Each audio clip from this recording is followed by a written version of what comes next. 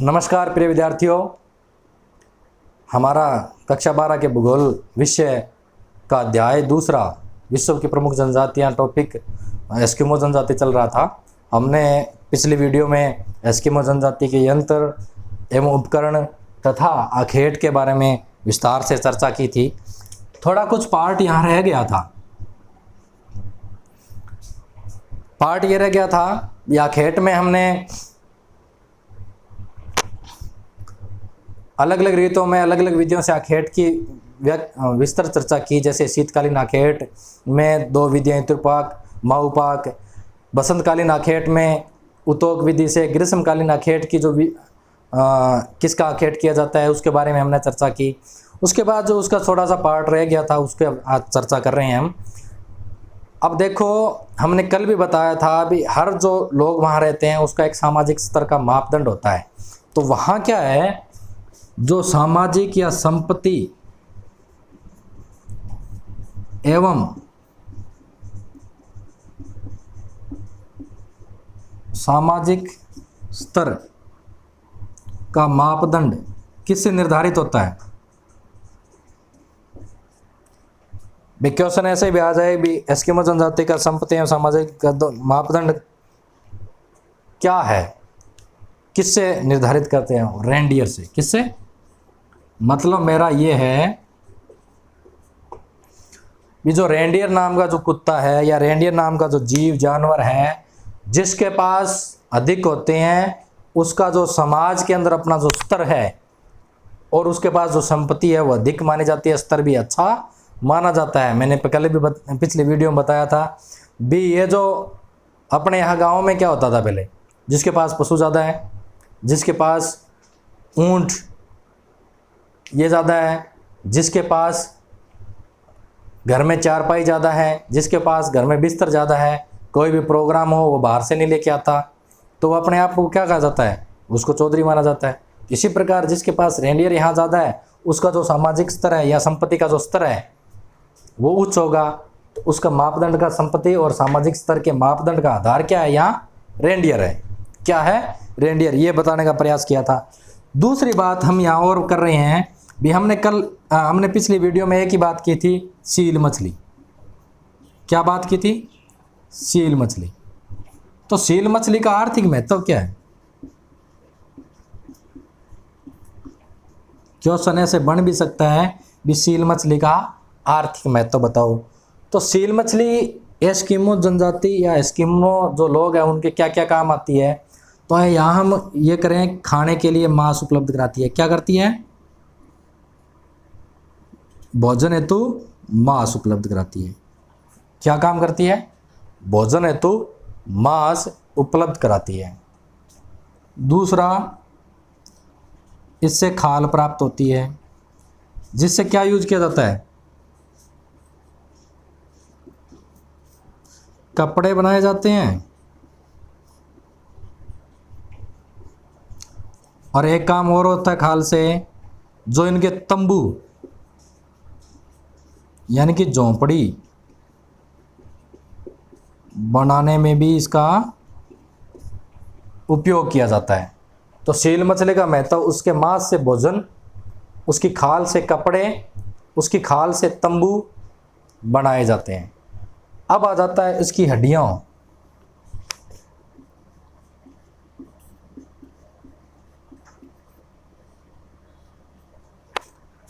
हड्डियां से क्या बनाया जाता है? इसकी हड्डियों से क्या बनाया जाता है? इसकी हड्डियां किस में काम आती है? नाव बनाने में काम आती है। हड्डियों से क्या बनाते हैं? नाव, यानी कि स्लेज गाड़ी भी बनाते हैं।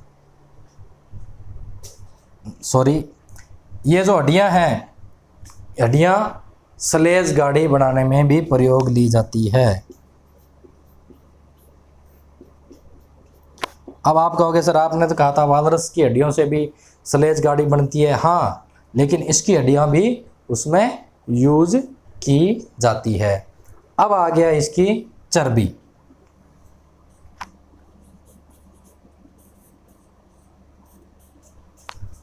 ईंधन। ईंधन के रूप में भी इसकी चर्बी का यूज किया जाता है। क्यों किया जाता है? क्योंकि एक तो ये धुआं कम देती है, दूसरा ये इसमें क्या है, देर तक जलती है, यानी कि देर तक जलने के कारण ये थोड़ी सी जो चर्बी है वो काफ़ी देर तक जलेगी तो उनको आराम महसूस होगा सर्दी के अंदर। और दूसरा ये धुआं कम देती है, तो इसको ईंधन के रूप में भी चर्बी का भी यूज किया जाता है। अब एक लास्ट चीज रहेगी, अपने कहते हैं इसके मुंह में तांत होती है। अब इस तांत से क्या बनाया जाता है? धागा। तो धागे के रूप में भी इसकी तांत यूज की जाती है इनकी। तो अब देख लो सील मछली का जो आर्थिक महत्व है एस्किमो जनजाति में, एस्किमो समुदाय में, वो किस प्रकार से है। आर्थिक महत्व खाने के लिए मांस, खाल कपड़े बनाने के लिए, तंबू या झोंपड़ी बनाने के लिए, हड्डियां सलेज गाड़ी के निर्माण में, चर्बी ईंधन यानी कि आग जलाने के लिए भी, और तांत जिसका धागा बनाया जाता है, जो बालानुमा हथियार हारपून फेंकते हैं ना उसमें जो धागा लगाता है वो तांत से बनाता है। तो ये चीज़ें क्या है, इस सील मछली के महत्व को दर्शाती है। तो अपने को ये चीज़ें भी ध्यान में रखनी है। ठीक है, मेरे ख्याल से समझ में आ गया होगा। अभी एस्किमो जनजाति के संपत्ति और सामाजिक मापदंड का आधार क्या है? रेंडियर। सील मछली का आर्थिक महत्व क्या है? मांस, खाल, हड्डियां, चर्बी, तांत, ये सारी इसकी जो पार्ट है सील मछली के, सब के सब उनमें एस्किमो जनजाति उनका उपयोग करती है। तो ये मेरे ख्याल से अच्छे से समझ में आ गया होगा। अब हम बात करेंगे इनके भोजन की। देखिए, हमने पिछली वीडियो में भी जिक्र किया था सर्वप्रथम भोजन के बारे में। आज भी फिर भी मैं ये कहता हूँ भी ये भोजन क्या करते हैं, ये सिर्फ मछलियों का शिकार करके उनका भोजन करते हैं, क्योंकि वहाँ ये गेहूँ तो खाते नहीं ना, वहाँ चावल होता है। तो हम भोजन की बात करेंगे। भोजन में हमने कल भी 5 चीज़ों की बात की थी, आज एक बार रिपीट करता हूँ। सील मछली की हमने बात की, हमने कहा व्हेल मछली का भी ये भोजन करते हैं। हमने कहा सी लोयन की बात की, यानी कि वोलरस मछली। हमने कहा ध्रुवीय भालों की बात की, हमने भालू की, और कैरिबो की भी बात की, बारहसिंगा की। ये 5 जो इनके मुख्यतः भोजन के आधार हैं, इनका ये भोजन करते हैं, यानी कि इनका ये मांस खाते हैं। तो आखेट करके शिकार करके जो इन्हें प्राप्त होता है वो किस में यूज करते हैं? भोजन के लिए उपयोग करते हैं। मेरे ख्याल से आपको ये पांचों याद हो गए होंगे, इनको और दोबारा विस्तार से समझाने की ज़रूरत नहीं है। अब हम आगे बात करते हैं वस्त्र की। किसकी बात करते हैं? वस्त्र की। वस्त्र देखिए, चाहे मनुष्य कहीं भी रहे, चाहे पर्वतों में रहे, पठारों में रहे, गुफाओं में रहे, मैदानों में रहे, चाहे वो मरुस्थल में रहे, वस्त्र तो उसको ज़रूरत होती है। वस्त्र की बात करेंगे। वस्त्र भी इनके देखिए कई विशेषताएं हैं। वस्त्र के लिए किसकी खाल का यूज करते हैं? कैरिबो की। किसकी? यानी कि जो बारहसिंगा है,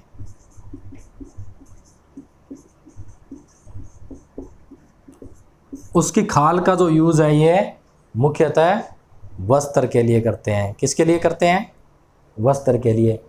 अब देखिए दूसरी बात इसमें और है, मान लो कई जगह जैसे कैरिबो उपलब्ध नहीं है, या आया नहीं है, या मिला नहीं है, उस स्थिति में ठीक है, कई बार ये क्या करते हैं, जो ध्रुवीय भालू होता है,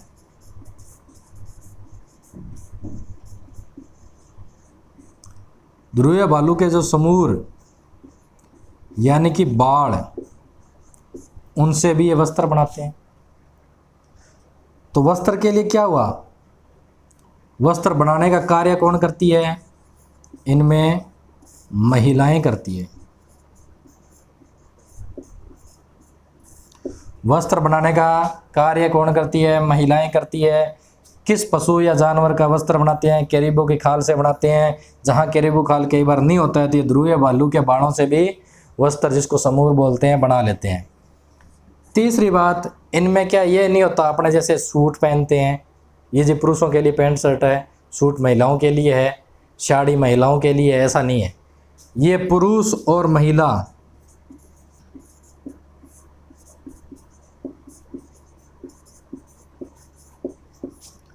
एक समान वस्त्र पहनते हैं। क्या पहनते हैं? पुरुष एवं महिला एक समान वस्त्र पहनते हैं। ये इनकी मुख्य विशेषता मानी जाती है। बी, पुरुष एवं महिला किस प्रकार के वस्त्र पहनते हैं? एक समान वस्त्र। महिलाएं, वस्त्र बनाने का कार्य कौन करती है? महिलाएं करती है। ठीक है। वस्त्र किसके बनाते हैं? एक कैरिबो की खाल से भी बना लेते हैं और ध्रुवीय भालू, इससे भी ये वस्त्र बनाते हैं। अब देखिए, कैरिबो, ध्रुवीय भालू, कार्य, महिलाएं, पुरुष और महिला एक समान वस्त्र हमने बात की। अब हम बात करते हैं कुछ वस्त्रों के नाम हैं इनके, जो क्वेश्चन 1 नंबर का आ भी सकता है, उनकी हमें चर्चा करनी चाहिए। जैसे नाम ये है, वस्त्र का नाम है तिमियाक।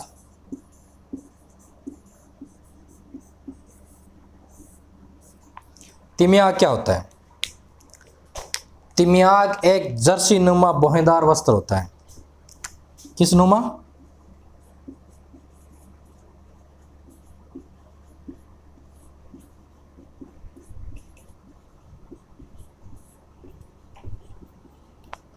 इससे हमें पता चल रहा है तिमियाक क्या है, एक वस्त्र का नाम है। किसके वस्त्र का नाम है? एस्किमो जनजाति के लोगों के वस्त्र का नाम है। किस प्रकार का वस्त्र होता है? जर्सी नुमा बोहदार वस्त्र होता है। किस प्रकार का वस्त्र होता है? जर्सी नुमा बोहदार वस्त्र होता है। जर्सी नुमा, अब जैसे अपने स्वेटर देखिए, फुल बाजू की स्वेटर नहीं होती, उस प्रकार का वस्त्र, फुल बाजू की जैसे स्वेटर पहनते हैं, तो जर्सी नुमा बहादार मतलब फुल बाजू की जो वस्त्र होता है उसको क्या बोलते हैं? तिमियाक। जैसे इसको बोलें तो एस्किमो लोगों का जर्सी नुमा बोहदार वस्त्र जो पहनते हैं उसको क्या बोलते हैं? तिमियाक बोलते हैं। या एस्किमो लोग एक जर्सी नुमा बोहदार वस्त्र पहनते हैं, उसको क्या बोलते हैं? तिमियाक बोलते हैं। अब आ जाता है दूसरा एक इनका वस्त्र का नाम हो रहा है, क्या नाम है? अनोहाक।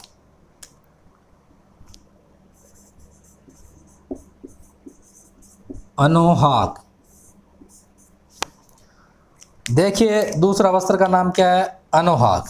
ये भी अपने को याद रखने वाली बात है। आपने स्वेटर पहन ली, उसके ऊपर आप जैकेट नहीं पहनते,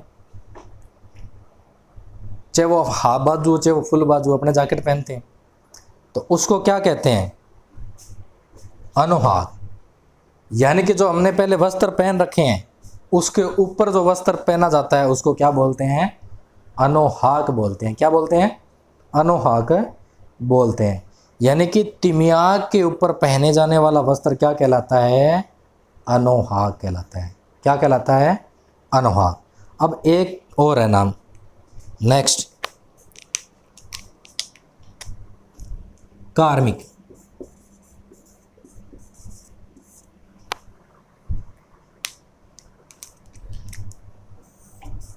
कार्मिक। अब देखिए,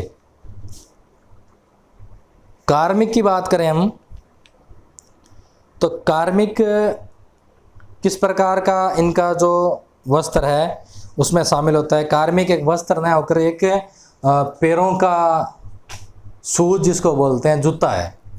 यानी कि हमने ऊपर तो पहन लिया, अब पैरों में क्या पहने? तो पैरों में पहनने वाला एक जूते टाइप का जो जूता होता है उसको क्या कहते हैं? कार्मिक कहते हैं। तो ये तिमियाक क्या हुआ? अनोहाक। तिमियाक हुआ जर्सी नुमा बोहेदार वस्त्र। अनोहाक क्या हुआ? तिमियाक के ऊपर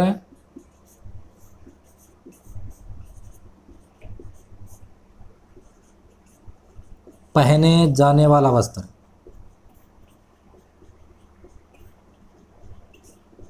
ठीक है। कार्मिक क्या हुआ?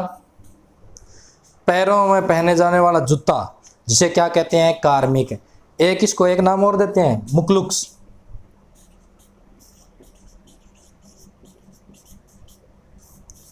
ये मुकलुक्स भी कहलाता है। तो क्या हुआ? कार्मिक मुकलुक्स भी कहलाता है, जो पैरों में पहनने वाला जूता होता है। अनोहाक तिम्याक के ऊपर पहनने वाला वस्त्र होता है। तिम्याक जर्सी नुमा बाहेदार वस्त्र होता है। तो ये हमने बात की इसके वस्त्रों की। वस्त्र किसकी खाल से बने होते हैं? कैरिबो की। अगर कैरिबो जहाँ ना हो तो वहाँ वस्त्र ये ध्रुवीय भालू के समूर या बाल से भी ये बनाते हैं। कार्य कौन करता है वस्त्र बनाने का? महिलाएं करती है। पुरुष एवं महिला के एक समान वस्त्र होते हैं। अब वस्त्रों के कुछ नाम है, तिम्याक, अनोहाक, कार्मिक, ये अपने को याद रखने हैं। तिम्याक जर्सी नुमा मोहदार वस्त्र होता है। अनोहाक तिम्याक के ऊपर पहने जाने वाला वस्त्र होता है। कार्मिक जिसे मुकलुक्स कहते हैं, जो एस्किमो जनजाति अपने पैरों में यानी कि जूते के रूप में उसका यूज करती है, उपयोग करती है, उसको कार्मिक बोलते हैं। तो ये बात आपको समझ में आ गई होगी। अब हम बात करेंगे इनके निवास गृह की।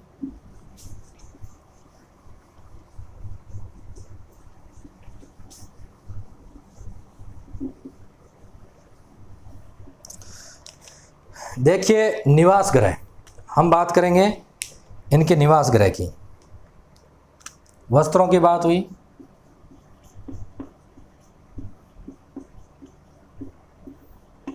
निवास गृह की बात करते हैं। निवास गृह एस्किमो जनजाति बर्फीले प्रदेशों में रहती है, इसलिए वहाँ ये तो है नहीं भट्टे लगा दिए और पक्की ईंटें बना ली और मकान बना लिया, ऐसा तो संभव नहीं है। तो जो इनके निवास गृह हैं वो या तो बर्फ़ के बने होते हैं या पत्थर के बने होते हैं,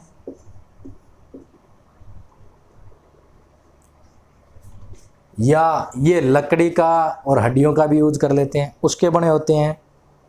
जैसे हड्डियां है,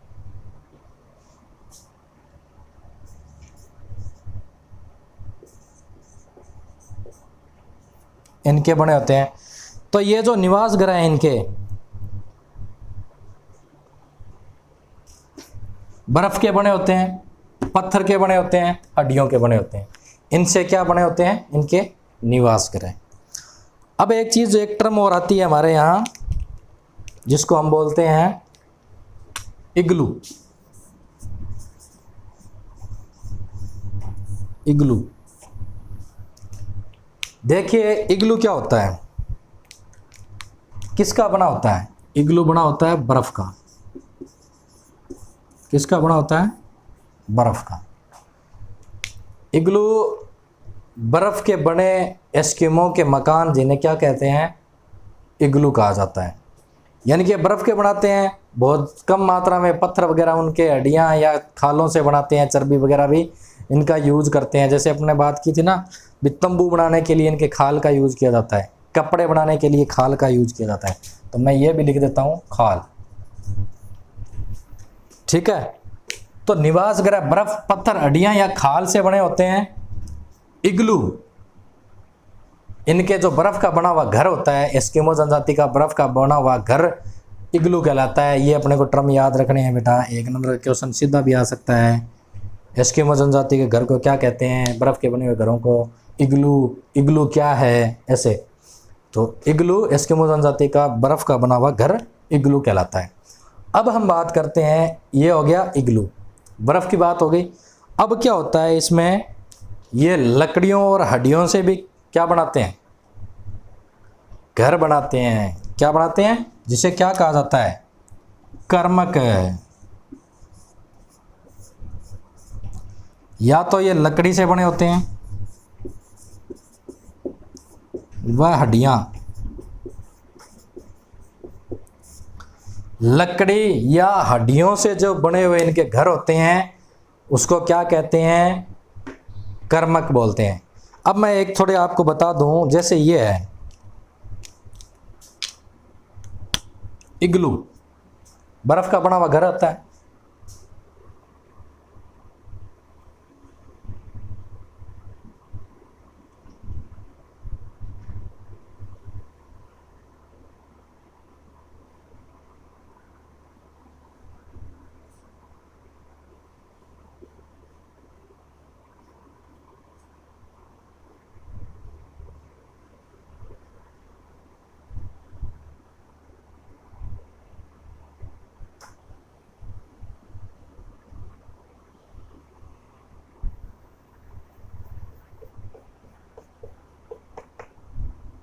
इस टाइप का ये घर होता है इनका, बर्फ़ का बना हुआ, ठीक है।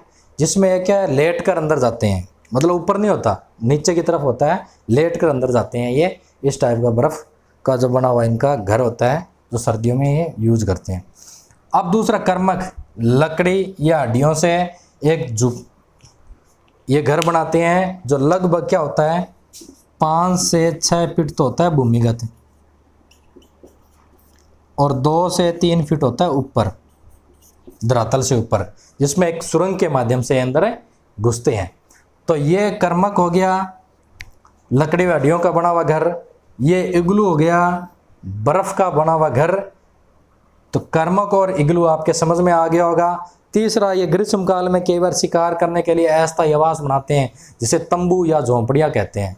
तो ये तंबू भी इस प्रकार से बना लेते हैं।